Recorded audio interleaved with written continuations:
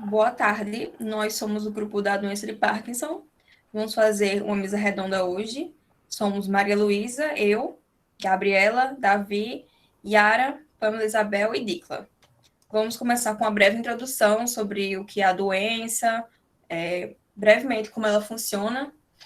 É um distúrbio neurológico do movimento, é progressivo, degenerativo e afeta milhares de pessoas. Embora seja mais comum em pessoas acima de 60 anos, cresce o número de pessoas mais jovens diagnosticadas. E conforme ela avança, ela torna mais difícil ou impossível a realização de atividades diárias simples, como tomar banho ou se vestir. Muitos dos sintomas envolvem o controle motor, a capacidade de controlar seus músculos e movimento. Os quatro principais sintomas são tremor, rigidez, bradicinesia e instabilidade postural. Bom, gente, a doença de Parkinson, ela é uma patologia que ela não causa diretamente a morte das pessoas.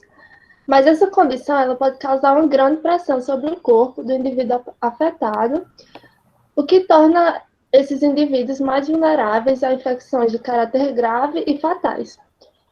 Os sintomas, eles podem começar gradualmente, às vezes começam com tremor, quase imperceptível, em apenas uma das mãos, e tremores são comuns nessa doença, mas esse distúrbio também ele costuma causar rigidez ou lentidão nos movimentos.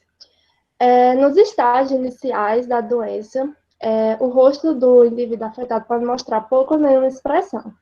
Os braços podem ou não balançar quando o indivíduo anda, a fala ela pode ficar suave ou arrastada, e os sintomas característicos da doença de Parkinson eles pioram progressivamente com o passar do tempo. Então, a doença de Parkinson é também chamada de paralisia agitans e é mais prevalecente, tem mais prevalecência nos homens que nas mulheres. É a segunda doença neurodegenerativa mais comum, só estando em primeiro lugar a doença de Alzheimer. Clinicamente é um transtorno progressivo do movimento. E essa prevalência entre os homens e as mulheres vem numa proporção de 3 a 2. A doença de Parkinson foi descrita, seus sintomas foram descritos em 1817 por James Parkinson, e daí o nome, né? Acontece porque é uma sinucleinopatia, o acúmulo da proteína alfa sinucleína no tecido neuronal origina corpos de Lewy, sinais neuroimaginológicos de morte neuronal, se propaga por todo o sistema nervoso central, na substância negra pars compacta, e, consequentemente, se dá a perda de neurônios dopaminérgicos. E aí se propagam os sintomas motores, né? Em 2015, se teve 6,2 milhões e para 2040 se prevê que vai ter 12,9 milhões com doença de Parkinson. Então, esse pronóstico dos seguintes 20 anos é o aumento da prevalência. Em 1990 não ultrapassava 2,5 milhões. E também se tem pior pronóstico em níveis baixos de vitamina B12. A doença de Parkinson não só afeta as pessoas, as próprias pessoas, né? Também afeta os cuidadores, também afeta a própria pessoa psicologicamente, as pessoas que estão ao seu redor, cambia seu ritmo de vida, e não é só tratar a pessoa, não é só focar no tratamento, é também focar na psicologia dos familiares, das pessoas que estão ao redor dessa pessoa, porque a família é quem vai ser um ponto-chave nessa na melhora da qualidade de vida da pessoa. Então, podemos agora passar à etiologia, né? Sim, pô, vamos lá, na etiologia. Bem, frente ao que foi exposto pelas colegas, a etiologia é extremamente multifatorial. Quando a gente vai perceber, existem fatores ambientais, e aí são diversos, fatores genéticos, tem genes chaves, inclusive estudiosos dentro do material que a gente leu, houve uma enumeração de 90 tipos de genes, ou seja, a gente percebe que é um universo amplo, onde essa doença pode surgir. Aí daí eu achei interessante que emergiu dessa gama de teorias que ela poderia ter surgido, dois aspectos. Primeiro, que seria uma origem monogênica, ou seja, que surgiu apenas de um gene. E aí são elencados principalmente três genes, que são o GBA, o SNCA e o LRRK2. E aqui são relacionados a três proteínas fundamentais, como a alfa-sinucleína, a proteína tau e também a beta-glucocerebrosídeos.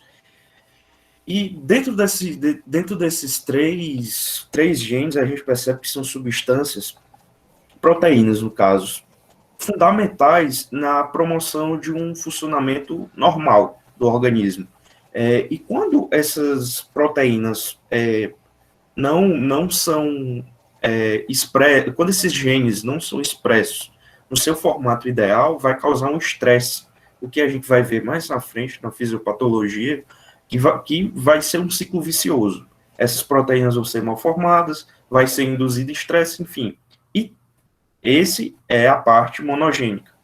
Tem outro viés, que é o viés esporádico, ou seja, que surgia em um desses diversos genes alguma alteração que desencadeava o parto. Contudo, se percebeu que isso seria simplificar demais, porque é muito fatorial a doença, tem tanto fatores ambientais, fatores de idade, enfim, existem diversos fatores.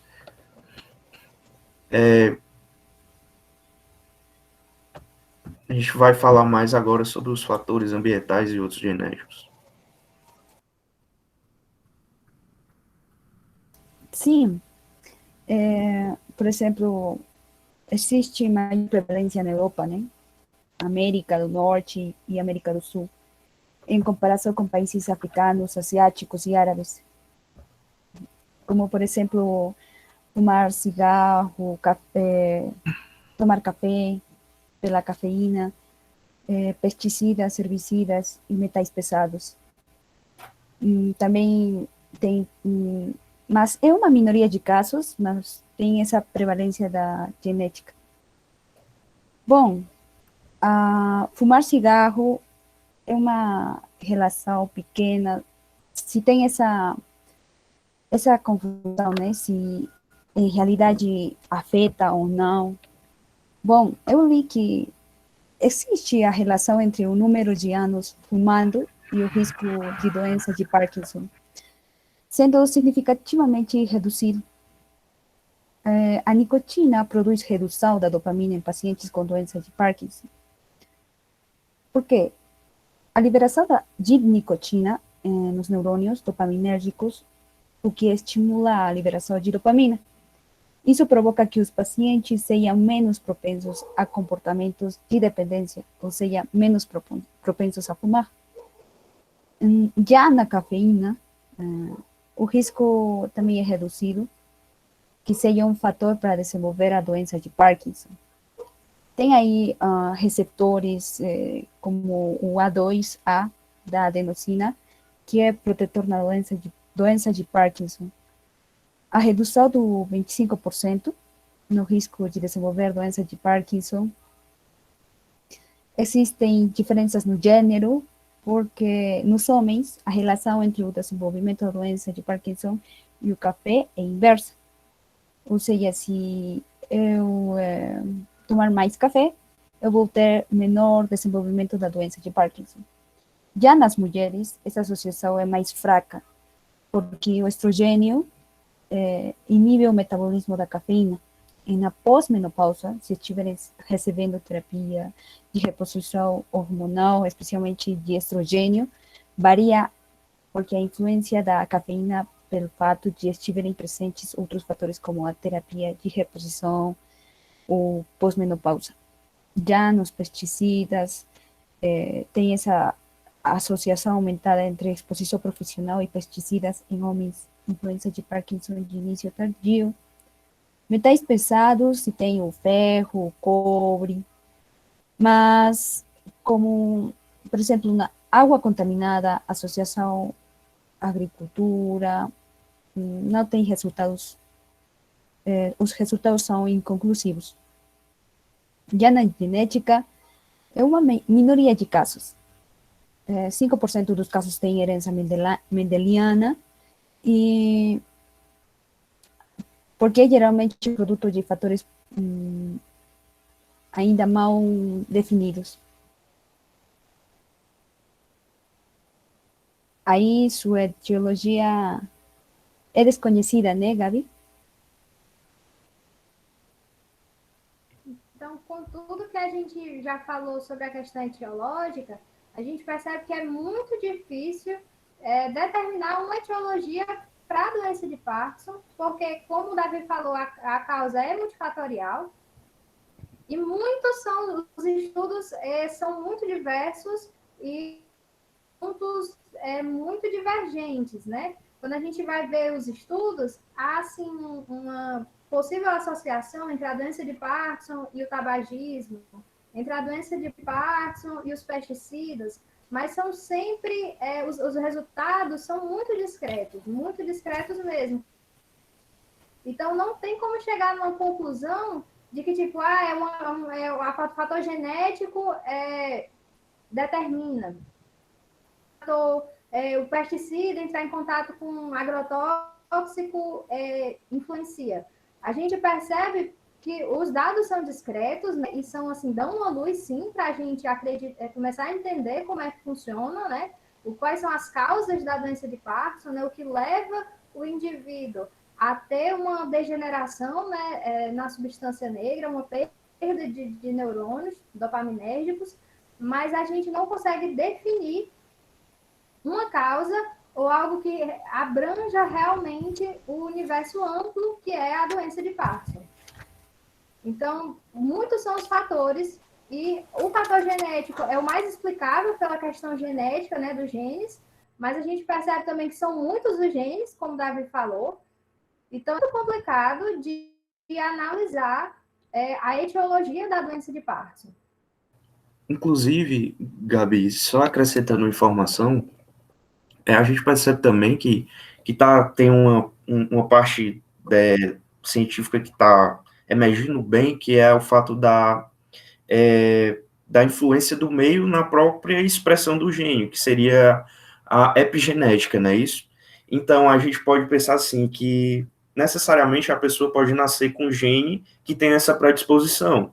Contudo, à medida que ela vive, né, ao longo da vida dela, esses fatores epigenéticos podem induzir esse gene a expressar de maneira diferente e, por conseguinte, desenvolver a doença de Parkinson. Aí daí Só pra... fica mais complicado. Pode falar, Dico. Pode continuar. Aí fica mais complicado ainda, porque, tipo, a pessoa tem um gene, né? Mas para fazer uma pesquisa que abarque todas as exposições que ela teve no decorrer da vida dela, que é uma doença que vai se desencadear, né? Majoritariamente, quando ela estiver idosa, para fazer toda uma análise daquilo que ela foi exposta durante a vida dela e os fatores do meio, né, que influenciaram na genética, é muito complicado. Por isso também a questão dos estudos serem bem abrangentes. Do que estavam falando, né?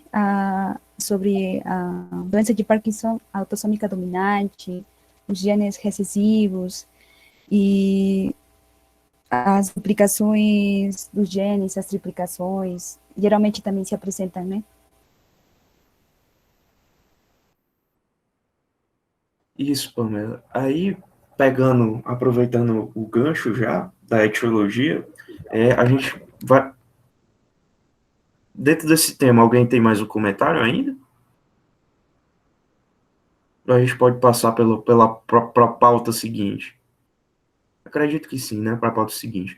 Bem, a pauta seguinte é a patofisiologia, não é isso? Que quando a gente vai observar, partindo da etiologia, sobre essas expressões equivocadas e influências do meio, a gente vai chegar numa estrutura crítica, né, na doença de Parkinson, que é a substância negra, onde são produzidos grande quantidade de dopamina. Essa dopamina é fundamental na transmissão de impulsos elétricos, nervosos, né? E quando a gente vai perceber que quando ocorre uma degeneração nessa região, na substância negra, essa taxa de dopamina decresce, e aí que vai começar a surgir a sintomatologia clássica. Contudo, quando a gente bota a ótica, o porquê que isso ocorre, a gente vai perceber que é um estresse oxidativo, aí pegando já lá da etiologia. Esse estresse oxidativo ocorre devido a maldobramentos de proteínas, ao próprio processo de envelhecimento do corpo, a contaminações, e isso vai causar um má funcionamento dos neurônios da substância negra de maneira geral, ou seja, funcionamento lissosomial, funcionamento mitocondrial, e isso vai expondo esses neurônios da substância negra a um estresse oxidativo, por conseguinte, à morte. E com o decréscimo dessa quantidade de substância negra, decresce também a questão da dopamina. Mas vale destacar que, apesar da gente classificar e relacionar predominantemente a área da substância negra, tem outros centros importantes também na produção de dopamina, como o núcleo de RAF, o motor dorsal do núcleo do vago, enfim, existem outros diversos núcleos de produção de dopamina que influenciam nessa motricidade geral do corpo. E vale destacar também que, partindo da etiologia e do que as meninas falaram, drogas de abuso, tabaco, álcool, influenciam bastante nesse estresse, por conseguinte, na morte dos neurônios.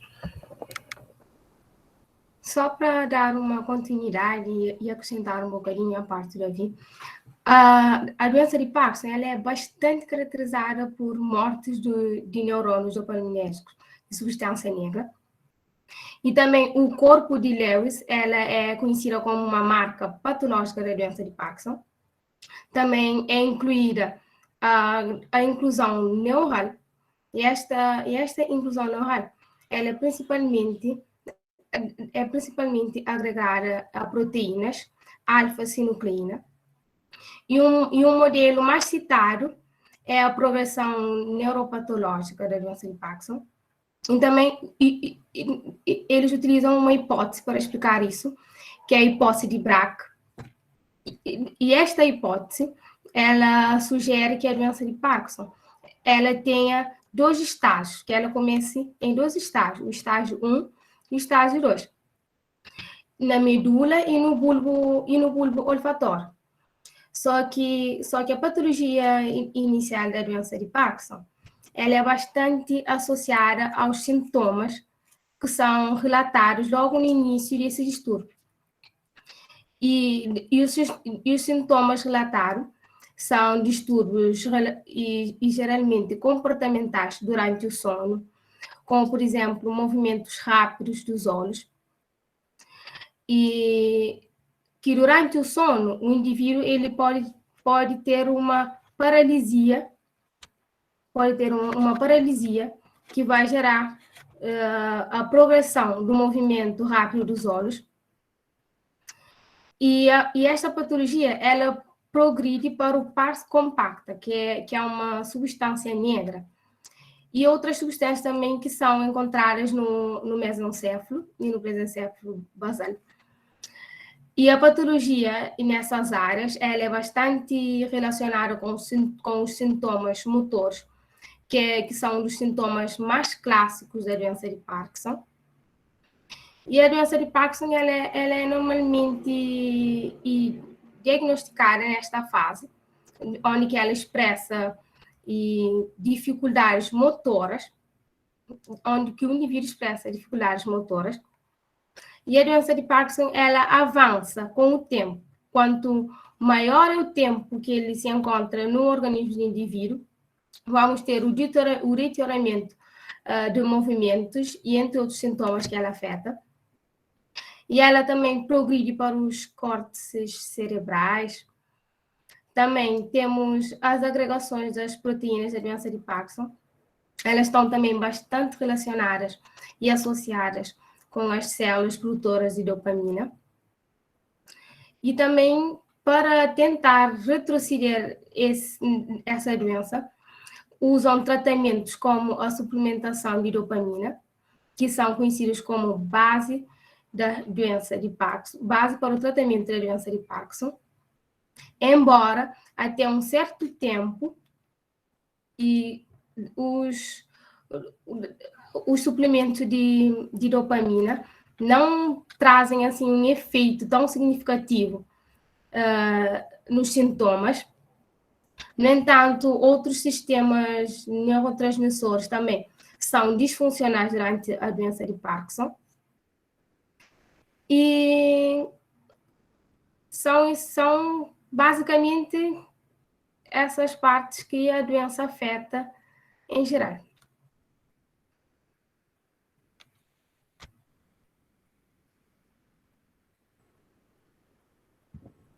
Então, para acrescentar quanto à fisiopatologia, um ponto interessante é que, atualmente, os estudos têm focado bastante numa possível relação entre a doença de Parkinson, né, e a desbiose intestinal, né, que a desbiose que é um desequilíbrio da microbiota intestinal.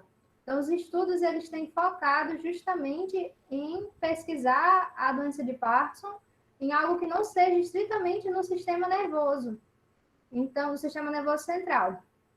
Então, como a Dicla falou da hipótese de Braque, essa hipótese, ele formulou que possivelmente os corpos de Lewis e esses aglomerados de alfa-sinucleína, eles adentravam o organismo pelo nariz ou pelo sistema gastrointestinal, por meio de alguma disfunção, né, no sistema respiratório, no sistema gastrointestinal. E daí esses aglomerados conseguiam chegar do sistema nervoso visceral para o sistema nervoso central por meio do nervo vago. Aí lá no sistema nervoso central, na substância negra, né, esses aglomerados de alfa-sinucleína acabavam causando a morte dos neurônios dopaminérgicos. Como foi que começaram a pensar nessa possível relação da desbiose intestinal com a doença de Parkinson? Foi justamente porque se observou que mais de 80% das pessoas diagnosticadas com doença de Parkinson, elas apresentavam sintomas digestivos antes do início dos sintomas motores. Então, era muito frequente a pessoa apresentar constipação, apresentar outros sintomas de desbiose intestinal, né, decorrentes da desbiose, antes de apresentar em si os sintomas motores da doença. Então, começaram a fazer essa relação desse desequilíbrio da flora, né, intestinal, da microbiota intestinal, das bactérias que são sadias, né, que devem existir ali. E daí chegaram à conclusão de que algumas bactérias, estudos fizeram isso, começaram a analisar essa composição bacteriana na microbiota de indivíduos com doença de Parkinson, indivíduos sem doença. Percebeu-se que algumas bactérias que tinham em maior quantidade em pessoas saudáveis eram encontradas em menor quantidade nas pessoas com doença de Parkinson, e da mesma forma outras que eram encontradas em bem menor quantidade em pessoas sem doença de Parkinson, né, pessoas saudáveis, eram encontradas alteradas, aumentadas nas pessoas com doença de Parkinson. Então, é bem interessante essa relação, né, porque extrapola a questão do sistema nervoso central. Porque, pela hipótese de Braque, os aglomerados de alfa-sinucleína, né, esses corpos que causam a morte dos neurônios, eles não são necessariamente produzidos dentro do sistema nervoso central, mas sim eles adentram o organismo por meio de outros sistemas. E essa relação assim, é bem distante do que a gente pode pensar. Assim que pensa o sistema nervoso central e doenças do sistema nervoso central, não configura essa relação, né, com outros sistemas. Bem, Gabi, eu estava vendo você e a Dicla falando, e me remontou novamente à etiologia, quando a gente percebe que também dentro da fisiologia, ou da fisiopatologia, há uma variedade incrível, porque apesar de gravitar ali de certa forma, entre dopamina, alfa-sinucleína, os corpos de Lewis, possui origem em diversos pontos do corpo. E assim como a fisiopatologia e a etiologia, a gente percebe que as demonstrações clínicas da doença de Parkinson também são bastante variáveis. A gente vai perceber tanto motoras, não motoras, e nas não motoras também, como você disse, tem a disbiose, enfim, é um universo. Só que dentro das motoras, as clássicas, né, a gente pode perceber a bradicinesia, né, que é a diminuição da velocidade do movimento, amplitude, e não necessariamente dos membros. A gente pode movimentação em relação à face, à fala, ou seja, a gente percebe um comprometimento importante de impulsos que o cérebro, que o sistema nervoso central manda na motricidade, né? A coordenação a gente percebe que está afetado. E a gente remete isso justamente à dopamina, que é uma substância que ajuda, que facilita essa comunicação, e a gente percebe que na ausência dela há essa bradicinesia. Além disso, a gente percebe também uma rigidez, que é mais ou menos equivalente, contudo, essa rigidez é um aumento na força que você tem que fazer, é um aumento do tônus muscular, como se tivesse uma resistência maior. Ou seja, quando você vai fazer um movimento voluntário, isso no indivíduo com Parkinson, né? Quando você vai fazer um movimento voluntário, você vai apresentar uma dificuldade.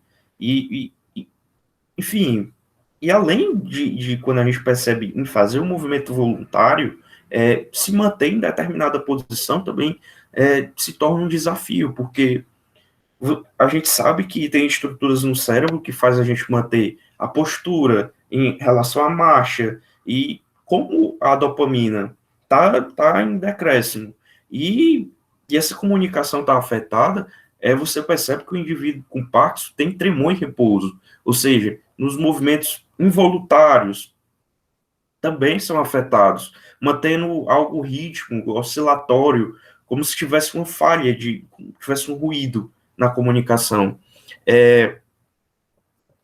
Inclusive, esse tremor pode afetar diversas áreas, mas predominante é mais fácil perceptível nos membros. E aqui, adicionando essa questão da motricidade, a gente percebe que há uma alteração na postura e na marcha, né? Uma vez que, novamente, a parte motor cerebral e do sistema nervoso central como um todo tem papel muito importante, a gente percebe na postura e na marcha, a gente percebe que também é afetado essas áreas, e tudo isso remete à dopamina, à alfa-sinucleína, enfim. E por ser uma doença neurodegenerativa, ela afeta, tipo, de uma forma direta ou direta e indiretamente o sistema nervoso. E como estávamos vendo e nas aulas das outras disciplinas, o sistema nervoso é uma coisa tão maravilhosa que, tipo, que comanda todos os outros sistemas do nosso corpo. Então, falando assim da doença de Parkinson, tipo, a gente tem uma visão bem... Tipo, eu nunca vi uma pessoa de perto que tem doença de Parkinson. Então, parece uma coisa tão distante da nossa realidade. Mas ela afeta, tipo, a vida da pessoa completamente. A pessoa fica... Nem sei explicar. Tem a vida paralisada. Afeta tudo. Não consegue movimentar. Estava vendo há dias numa série que descreve pessoas que têm doença de Parkinson e tal. A pessoa tem a sua vida inviabilizada, não consegue fazer as coisas mais simples da vida, apanhar um copo. Vi exemplo de um pai, ele é pai, então ele não conseguia ir fazer um simples ato de segurar o seu filho no colo. É uma coisa que afeta não só o movimento, mas acaba com o psicológico da pessoa que tem a doença, que antes realizava tudo, conseguia fazer tudo, e do nada perde as habilidades mais simples da vida. É neurodegenerativa, né? É algo muito impressionante, porque essa doença não, nunca para, vai seguir degenerando a pessoa, ao seu redor, as pessoas que lhe estão ajudando. É algo muito difícil para a família, para a rotina. Seria bom, né, que se tenha alguma cura, que por isso é que acho que nos últimos anos de vida dessa pessoa é que não se focaliza muito no tratamento, senão na qualidade de vida da pessoa e das pessoas que estão no lado dele, né, como o cuidador. Aí que Então, tá a importância da... Desculpa, Yara. não, pode falar. Aí que tá a importância da medicina, né, da fisioterapia, de ter uma equipe multiprofissional auxiliando essa pessoa, a família dela, porque nosso objetivo, quando a cura não é possível, é trazer a maior qualidade de vida possível.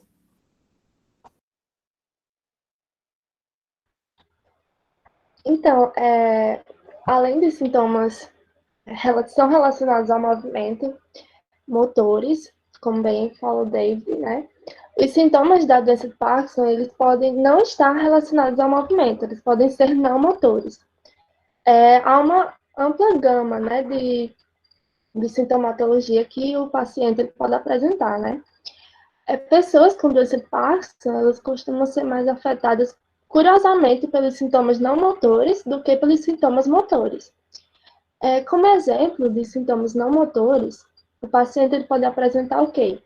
Apatia, depressão, constipação, distúrbios do comportamento, sono, uma perda do olfato e também uma deficiência cognitiva.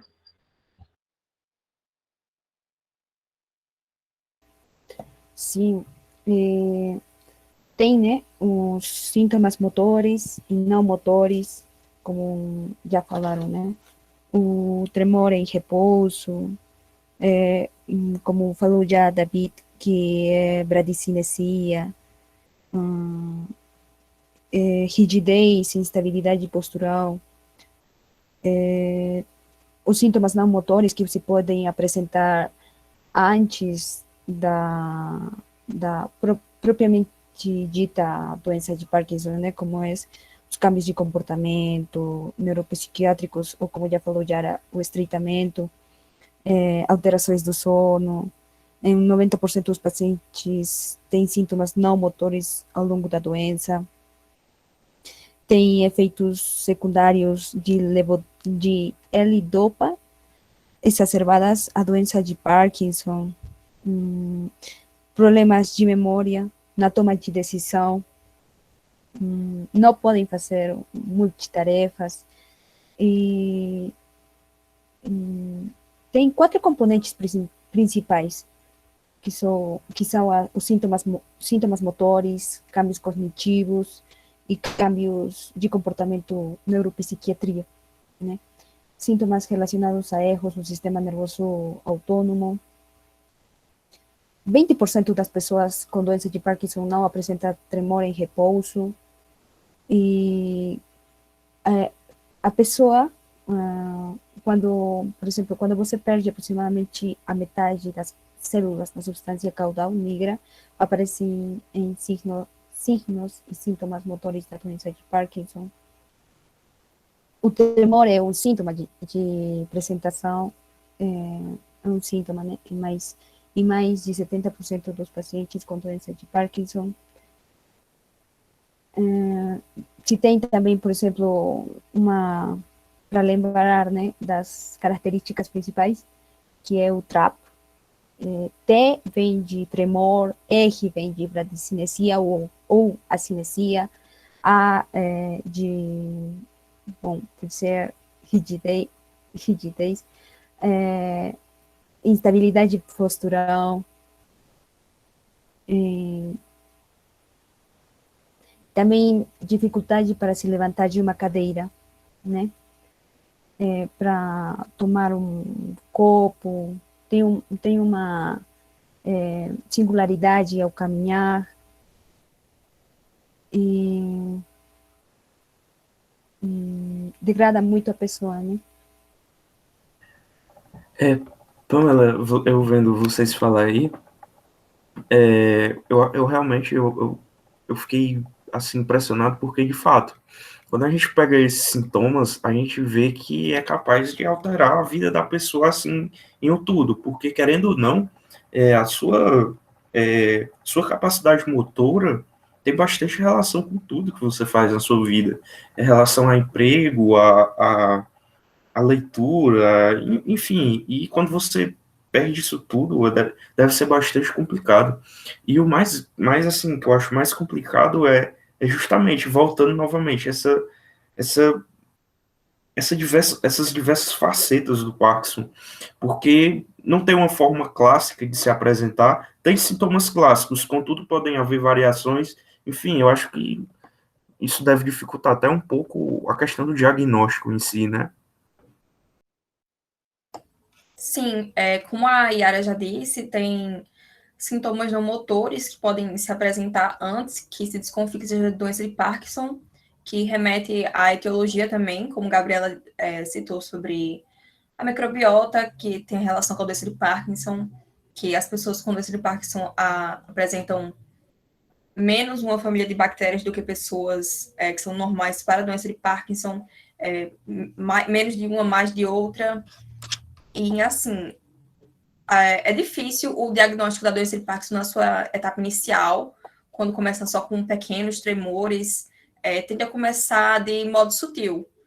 É particularmente difícil nos idosos, porque o envelhecimento pode causar alguns problemas semelhantes aos da doença, com a perda de equilíbrio, movimentos lentos, rigidez muscular, postura curvada. Algumas vezes o tremor essencial é mal diagnosticado como doença de Parkinson, que o tremor inicial não tem nenhuma relação com outra doença, mas ele provoca esse tremor que é tão característico, né, da doença de Parkinson. Para excluir outras causas de sintomas, o médico tem que investigar todas as possíveis causas dessa sintomatologia. Tem o exame físico, em que os médicos solicitam que a pessoa realize determinados movimentos para ajudar a estabelecer o diagnóstico, para ver se o tremor desaparece ou diminui, aumenta, quando os médicos solicitam que eles toquem seu nariz com seus dedos, esse é um exame bem comum. As pessoas com Parkinson apresentam dificuldade em realizar rapidamente movimentos alternativos, como posicionar suas mãos em seus quadris, rapidamente virar as mãos para cima ou para baixo. Não existem testes ou procedimentos imagiológicos que possam confirmar o diagnóstico de forma direta. Entretanto, a tomografia computadorizada e a ressonância magnética podem ser realizadas para detectar se uma perturbação estrutural é a causa dos sintomas. Se o diagnóstico não for claro, os médicos podem receitar a levodopa, que é um medicamento usado para tratar a doença de Parkinson. Se a levodopa mostrar uma melhora clara com esse tratamento, a doença de Parkinson é provável.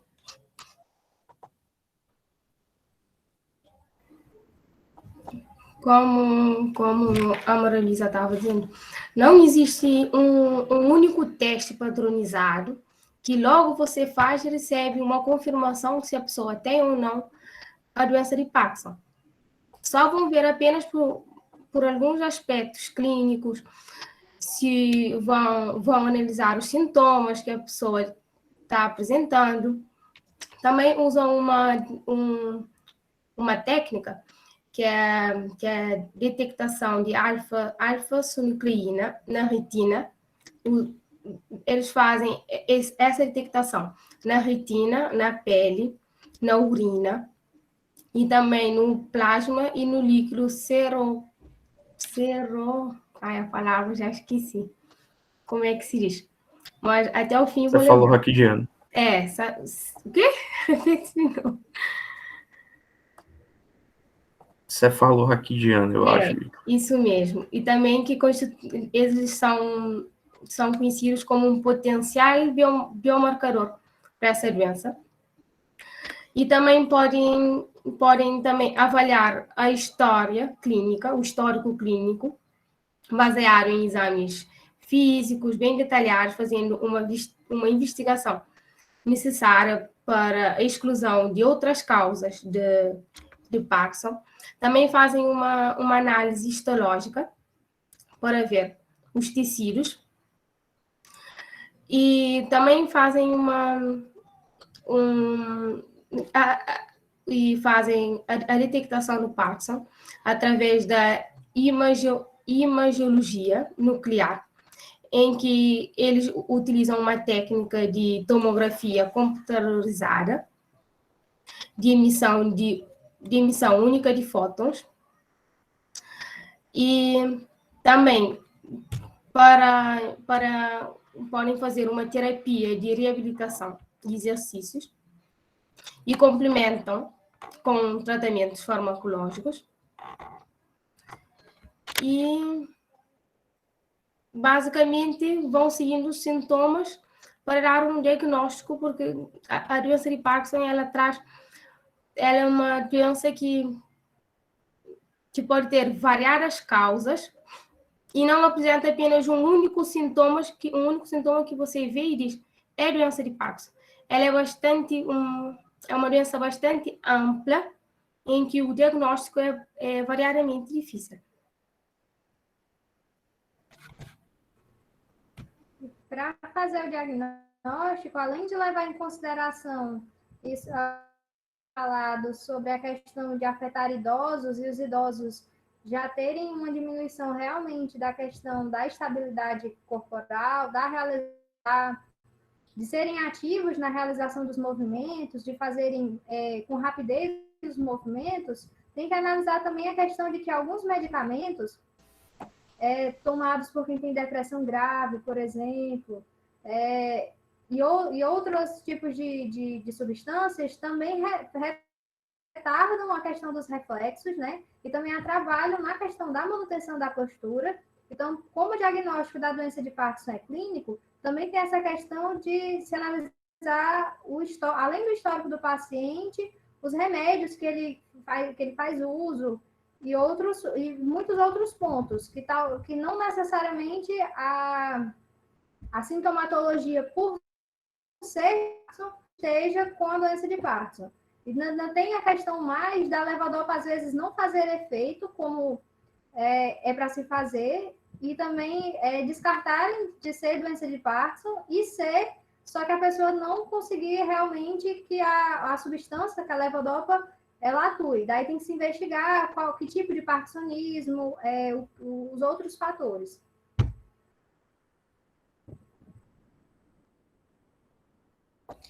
Com a doença de Parkinson não tem cura, o tratamento é sintomatológico, né? Às vezes, o diagnóstico vem depois do começo do tratamento, já que A função é aliviar os sintomas, o tremor, melhorar a qualidade de vida. Além do tratamento mais tradicional, que é com a levodopa, também é necessário fisioterapia, terapia psicológica. Gente, um momento, deixa eu... que tá... E também, continuando, a doença de Parkinson, como a A gente já... levodopa. Pode continuar. Pode continuar, Vitor. Tá certo. A doença de Parkinson, como já tínhamos visto antes, ela afeta não só a motricidade da pessoa. Então, por isso, para o tratamento, é necessário que a pessoa tenha um acompanhamento não individualizado, mas sim de uma equipe multidisciplinar, para cuidar tanto da parte motora, fazendo fisioterapia, que são tratamentos também recomendados para amenizar a doença de Parkinson. A pessoa, ela necessita de um psicólogo, porque ela afeta o psicológico da pessoa. A pessoa pode apanhar uma depressão e muitas outras doenças envolvidas através dessa doença. Então, por isso, a pessoa deve ter um acompanhamento de uma equipe multidisciplinar. Também deixando claro que não existe um único medicamento farmacológico ou terapêutico que é capaz de travar o processo neurodegenerativo dos neurônios que foram perdidos na doença de Parkinson.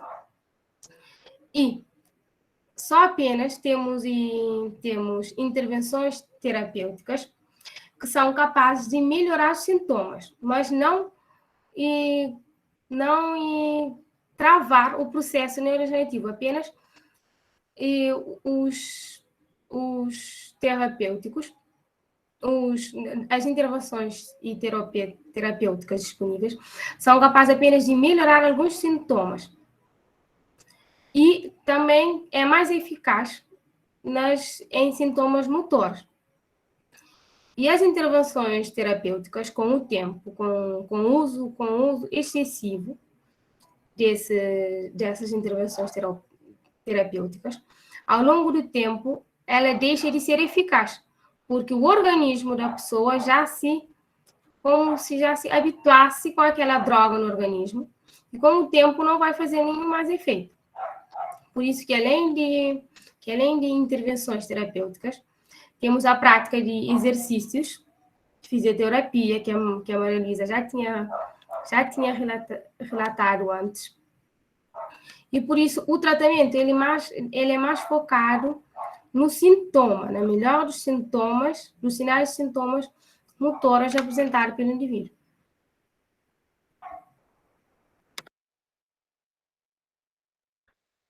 Então, dando continuidade, como foi bem explanado pela Dicla, né? Não existe um tratamento padrão para a doença de Parkinson. Não existe algo padronizado. O tratamento para o indivíduo portador da doença, ela se baseia nos seus sintomas, como também foi bem falado pela Dicla, né? Os tratamentos, eles vão incluir medicação e, em alguns casos, uma terapia cirúrgica. E outros tipos de tratamento vão incluir modificações no estilo de vida, como descansar mais, propor a prática de exercício para o paciente. Também vão existir muitos medicamentos disponíveis para tratar os sintomas dessa doença, embora nenhum reverta os efeitos degenerativos dessa patologia. É comum que os indivíduos portadores da doença de Parkinson tomem uma variedade desses medicamentos, todas as doses e horários diferentes do dia, para ajudar no controle dos sintomas. Embora controlar os medicamentos possa se caracterizar como uma tarefa desafiadora para o clínico e também para o paciente, compreender os medicamentos e seguir o cronograma corretamente vai proporcionar um maior benefício e vai evitar períodos desagradáveis de descanso devido a drogas perdidas. Então, vai ocorrer uma maior eficácia, se ocorrer o correto acompanhamento. Além do tratamento clássico, que é com a levodopa, também há outros que são agonistas da dopamina, como pramipexol, rotigotina, apomorfina, e ainda outros procedimentos, como a estimulação profunda do cérebro, em que pequenos eletrodos são implantados cirurgicamente na parte dos gânglios basais. Eles enviam pequenas quantidades de eletricidade, área específica dos gânglios basais responsável pelos tremores.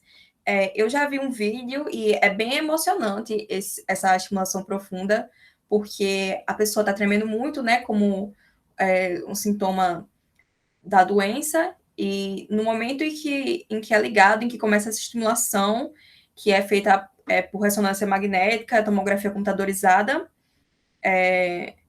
ela para de tremer. É bem emocionante. Também tem outros procedimentos cirúrgicos, como cirurgia com ultrassom,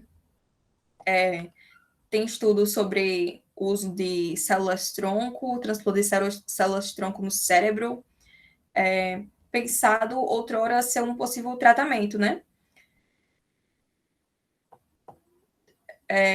Também é importante frisar sobre o tratamento de sintomas mentais, como eu já tinha mencionado antes, a terapia psicológica, sintomas psicóticos e outros sintomas mentais, se causados pela doença de Parkinson, por si só, por efeito colateral dos medicamentos, são tratados com antidepressivos, inibidores seletivos da reabsorção de serotonina, como fluoxetina, paroxetina, e é isso.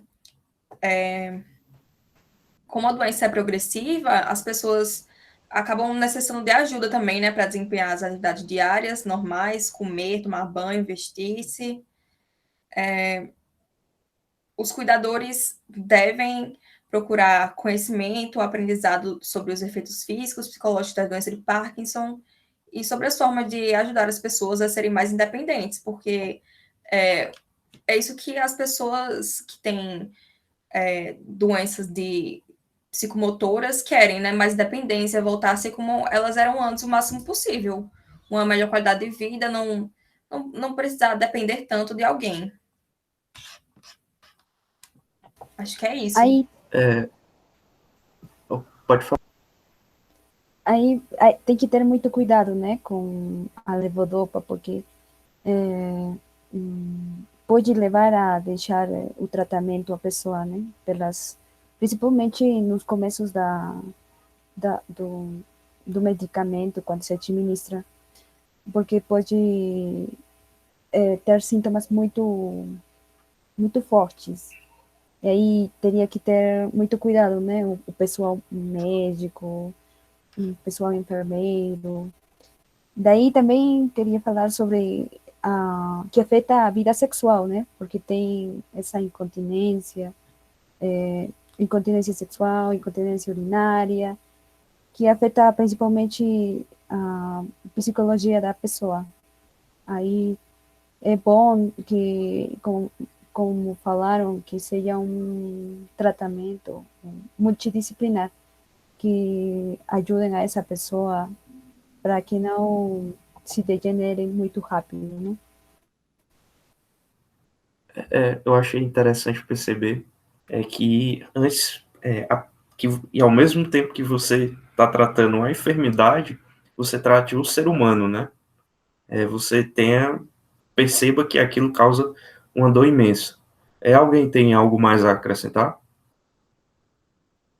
Bem, eu creio que não, né? Pois, Acho que não. bem, Foi bem completo nossa discussão hoje. Isso. Eu acho que a gente, pelo menos, dentro das nossas limitações e dentro do que a gente leu, a gente ajudou um pouco a elucidar a doença de Parkinson. E para quem viu nossa mesa redonda até agora, um abraço e eu acredito que nosso trabalho é esse. Muito obrigada. Vamos finalizar a gravação.